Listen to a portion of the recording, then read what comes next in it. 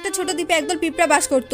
তারা রোজ খাবার সংগ্রহ করত, কারণ তাদের প্রতি বছর পঙ্গপালদের কর হিসেবে খাবার দিতে হতো। এদের মধ্যে ফিলি নামের একটি বিজ্ঞানী পিঁপড়া ছিল। সে সবসময় কোনো না কোনো গন্ডগোল করে বসতো।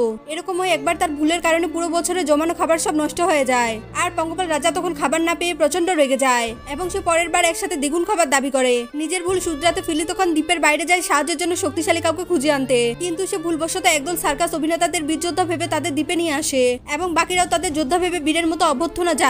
কিন্তু পঙ্গপালদের সাথে লড়াই করতে হবে শুনে তারা প্রথমে ভয়ে পালাতে চায়, আর ঠিক তখনই একটি পাখি তাদের উপর হামলা করে বসে। তখন তারা চালাকি করে একে অপরকে পাখির হাত থেকে বাঁচিয়ে ফেলে।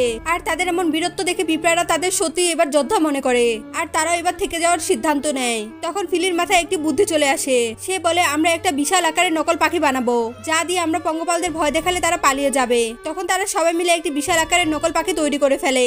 এরপর যেদিন পঙ্গপাল বাহিনী আবারও তাদের খাবার নিতে আসে, তখন তারা নকল পাখি দিয়ে তাদের ভয় দেখায়। কিন্তু প্রথমে তারা ভয় পেলেও পরে তারা তাদের চালাকি বুঝে যায় এবং এই বুদ্ধির জন্য ফিলিকে তারা প্রচন্ড মারতে থাকে। কিন্তু ফিলি তারপরেও মনে সাহস নিয়ে সকল পিঁপড়াদেরকে নেতৃত্ব দেয়। ফিলি বলে, আমরা সবাই একত্রিত হলে পঙ্গপালরা আমাদের কিছুই করতে পারবে না।